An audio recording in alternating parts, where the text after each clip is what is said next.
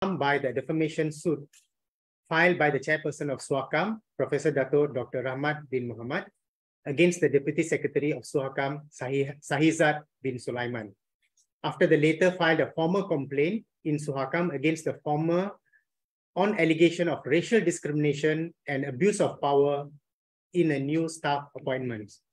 The former complaint was lodged by Sahizat on 10th April 2023 under the Section 12(1) of the Suhakam Act.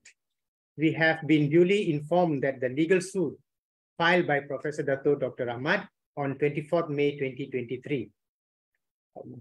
So this is the legal suit. It's a public document, can be obtained from the court by lawyers and interested parties.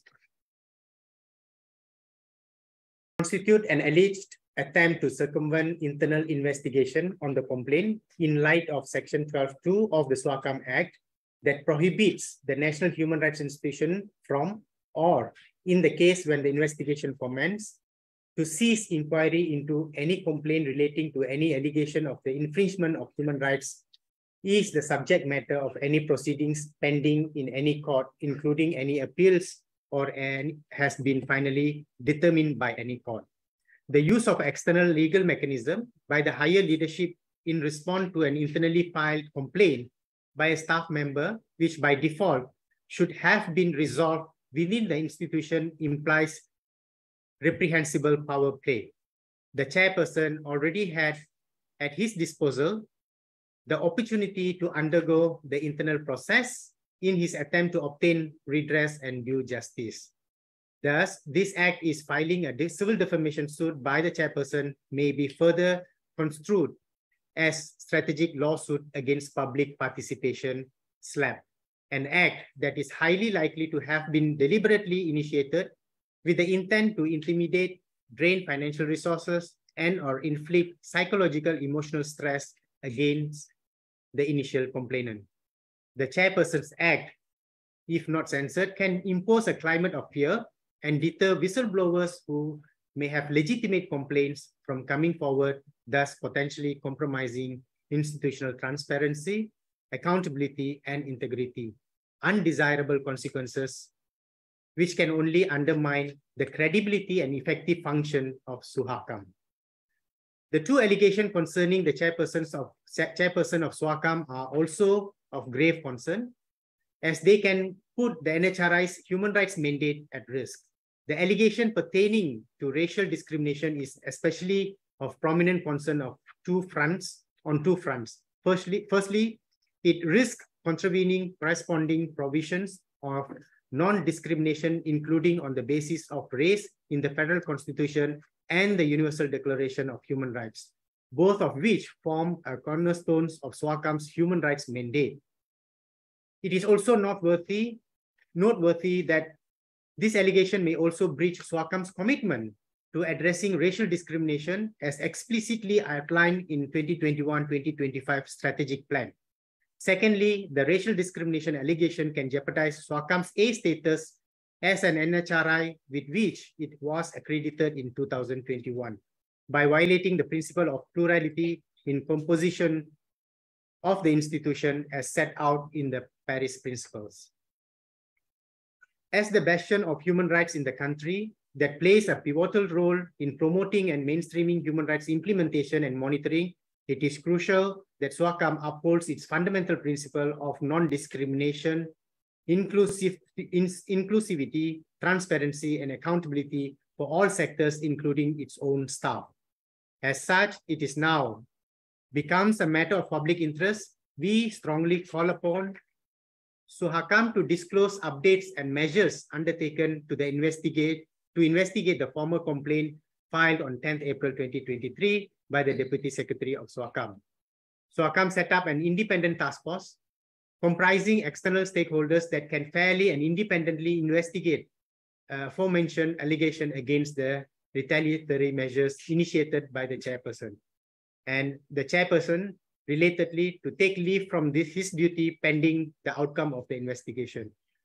So we have 16 groups here endorsing this statement: Suara Rakyat Malaysia Suaram, Aliran, All Women's Action Society, Awam, Citizen Against Enforced Disappearance, CAGE, Center for Independent Journalism, CIJ, Justice for Sisters, Parti Sosialis Malaysia, PSM, Sisters in Islam, SIS, Student Progressive Front, UUM, Suara Siswa, UUM, Tunku Abdul Rahman Association of New Youth, Teo Beng Hawk Trust for Democracy, Undi 18, University of Malaya Association of New Youth, UMANI, University Tunku Abdul Rahman Campus Students Representative Council, Voice of Youtharian.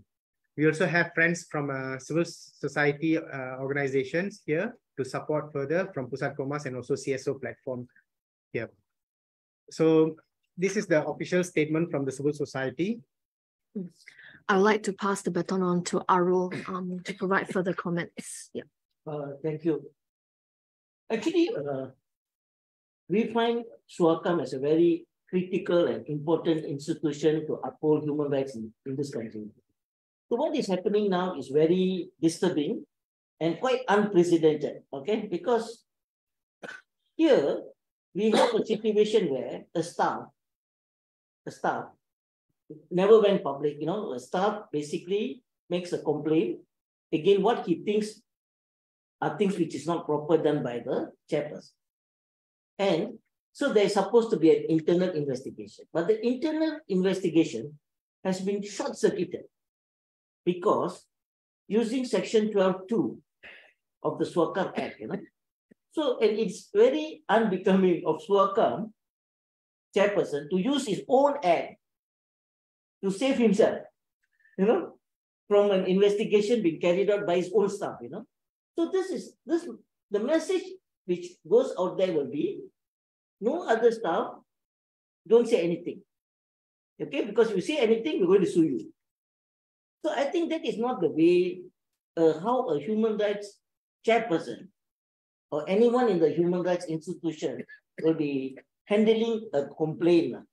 Okay, so I think in that sense, we are very, and today this whole thing is triggered. It's only triggered because of this court case, which is a public document. If this court case didn't come up, nobody is going to know about what's happening. But because the human rights the chairperson himself does a defamation suit, it is now a public document. And it is, we think it is our duty to protect in a power structure, to protect those which we claim to be the victims. So in that sense, we think this shouldn't be happening in Suhakam, okay, or any other organization. But at least Suhakam being the guardian of human rights in this country should set very much higher standards. So we really hope that a proper process, it goes back to the proper process and is independently investigated as we put forward these three things here. Yeah. So that's I will pass on to Rama to say any words. I think that Sivan and Arul have already said everything that needs to be said. So I just have one small thing to add. We have 9 human rights commissioners, and they are members of the National Human Rights Institution of Malaysia. So what they do puts our whole country in an international spotlight.